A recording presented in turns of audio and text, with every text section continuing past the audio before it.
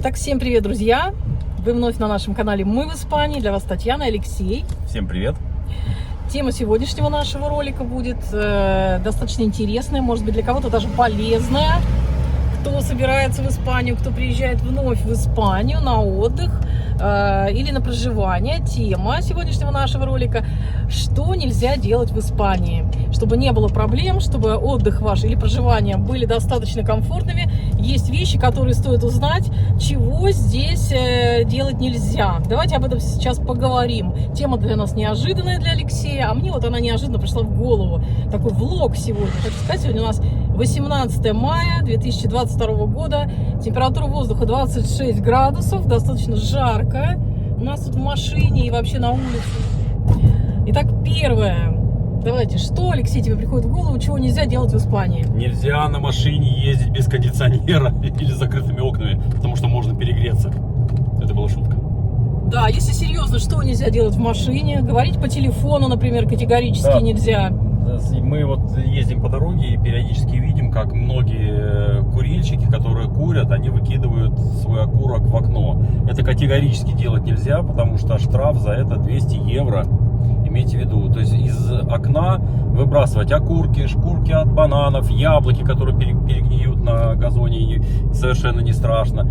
Из окна ничего кидать, даже спичку нельзя на дорогу. Это опасно, потому что можно получить штраф. Пить воду, держать, вот, есть что-то, говорить по телефону, отвлекаться, какие-то наушники надевать, все нельзя. Вот если вы держите бутылочку воды в руках, бросаете руль одной рукой, то есть вот ехать там, облокотившись туда, вот рукой вот так нельзя, руки в окно вытягивать нельзя, 200 евро штрафа можно легко получить. Помните, друзья, когда вы приезжаете в Испанию.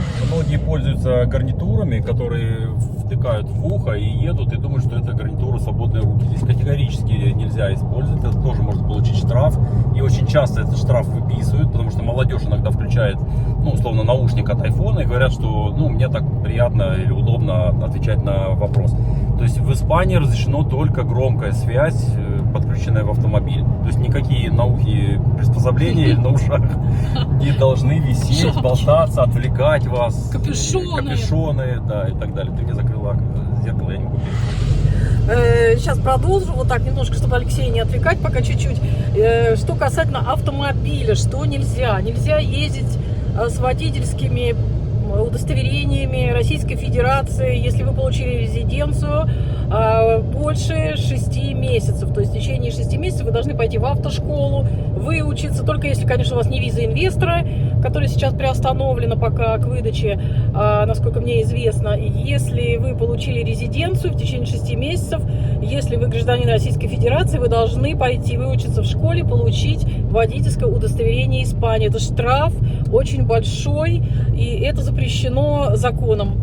Кстати, хотел добавить, что сейчас люди, которые приезжают из UK, они также должны сдать на права и на общих условиях получить водительское удостоверение именно испанское. Имейте в виду.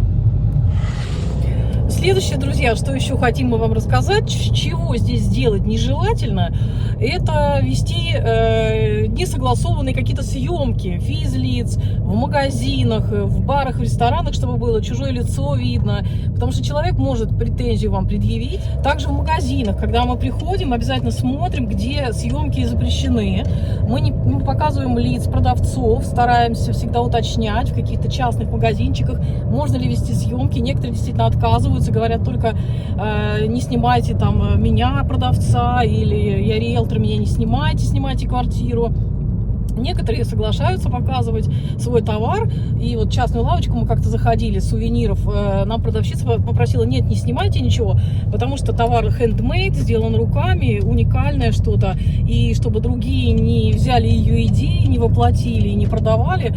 Тем более мы говорим всегда, что мы выкладываем на YouTube, у нас канал, и некоторые действительно не соглашаются, мы никогда не снимаем, и уже так по привычке, даже в Эмиратах, когда ходили, у всех продавцов восточных спрашивали, можно ли вести съемку, можно ли выложить на YouTube. Стараемся обрабатывать видео так, чтобы, это сложно, конечно, чтобы фон был размыт, номеров машин не было видно. потому что в Испании, я думаю, что это и во всей Европе, есть такой закон. Здесь нельзя вести съемки, нельзя показывать частную жизнь другого человека, если он этого не хочет. Вот, но тем не менее есть такой закон. Да. Я хочу дополнить, если вы собрались установить систему видеонаблюдения или поставить видеозвонок на свою дверь, то вы без согласования со своим коммунидадом или со своими соседями вы не имеете права это сделать. То есть вот у нас был случай, что нужно было поставить видеокамеру на стоянку велосипедов, и нам пришлось выносить на общее собрание вопрос о том, что соседи могут случайно попасть на эту видеокамеру, и что они согласны, что мы не будем использовать их видео и так далее. Передавать третьим лицам. Да. То же самое касательно и в автомобиле, скажем, регистраторов, да? Да, и регистраторы по той же причине, ну, в принципе, может быть, многие используют, но их, в смысле, видео устанавливают, но это видео вы не имеете права использовать ни при каких случаях и условиях. Пострадавший, который есть на этом видео, может на вас подать в суд, да, что вы без согласования. Еще один момент, вы прямо сейчас его в эту же секунду увидите. Ни в коем случае нельзя находиться в очках в машине, когда вы заезжаете в тоннель. Вы должны снять очки. И не забывать про фары, про свет. И по поводу света, многие думают, что, допустим, у нас машина оборудована ходовыми огнями, но ходовые в правилах четко записано, когда вы въезжаете в тоннель, вы должны включить ближний свет фар. То есть ходовые огни этого мало, то есть нужно все равно включать ближний свет фар. Друзья, помните еще одно, когда вы приезжаете в Испанию, нельзя здесь заниматься рыбалкой без получения лицензии. Можно, по-моему, только на одну удочку с берега, да? Поправь меня, Алексей. Получив лицензию, можно на одну удочку с берега, да. Для всех видов рыбалки нужно получать соответствующую лицензию. Так же, как... Или на море, то есть, соответственно, тоже нужно получать лицензию. Так же, как если у вас есть этот металлоискатель, вы хотите искать какие-то монетки на пляже, не древние римские, а вот просто потерянные там колечки и так далее, обязательно надо получать соответствующее тоже разрешение на это. А монетки можно собирать? Если они не древние, то, наверное, можно, а лучше уточнить все. Древние? Все, что древнее, то принадлежит Королевству Испании. Да. Здесь это нельзя собирать, вывозить, продавать. Все надо уточнять, друзья. Лучше не рисковать, иначе можно нарваться на какие-то проблемы или штрафы. Так, следующий Алексей вам расскажет тоже интересные моменты. Не забывайте это, приезжая даже на отдых. Многие курят в запрещенных местах. Там, где запрещено сейчас почти везде. То есть около школ, на каких-то общественных местах. То есть нигде курить нельзя. Вы можете курить только в специально отведенном месте, где указано, что здесь курить можно. Там, где не написано это, значит, там курить нельзя. Про алкогольные напитки давай. На улице можно на лавочке собраться втроем, пить алкоголь какой-нибудь там, петь песни и, я не знаю, есть... пляски. Да, вот распивать спиртные напитки. Распивать спиртные напитки тоже нельзя. И тоже, естественно, нужно делать специально отведенных кафе, которые для этого и построены. А если я иду и несу бутылку пива по дороге, нет, пью из горлышка? Нельзя. Да, вот, друзья, помните об этом, помните о таких небольших вещах, которые здесь сделать, нельзя. Еще очень важно, многие не знают, что здесь законом запрещено каким-то образом оскорблять королевскую семью, короля, потому что это все-таки королевство, и они очень гордятся этим. Это мы должны были первым пунктом указать. Пункт, да. Первым пунктом, конечно же, вот это мы должны были указать.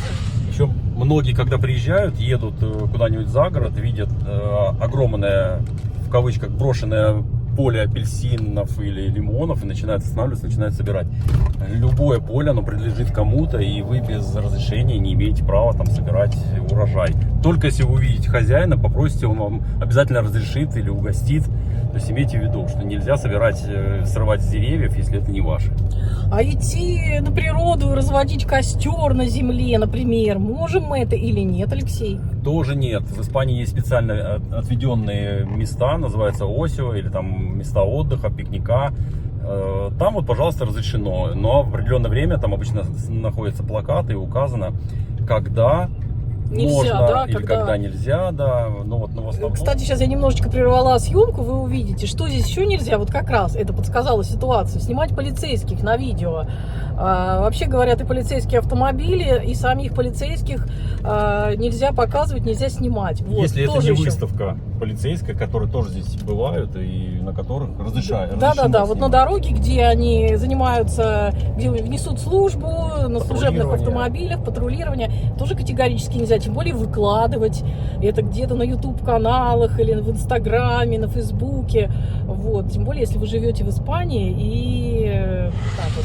Да, мы остановились еще, что нельзя разводить хаотично костры, нужно только в определенно отведенных местах, и когда жаркое время наступает, пожароопасная ситуация, тогда плакаты предупреждают, что нельзя пользоваться там барбекю и жечь костры, можно только отдыхать за столиками, да? Да, но обычно разрешено в зимнее, в осеннее, в зимнее время, летом запрещено всегда. Да, вот это еще один из пунктов, друзья, помните об этом. Так, еще один момент мы вам тоже скажем, чего здесь делать нельзя. Помимо всего, еще законом запрещено какие-то притеснения по национальному признаку, по расовой принадлежности, вот в этом плане, по религиозным, то есть тоже категорически запрещено, и здесь уже уголовная статья.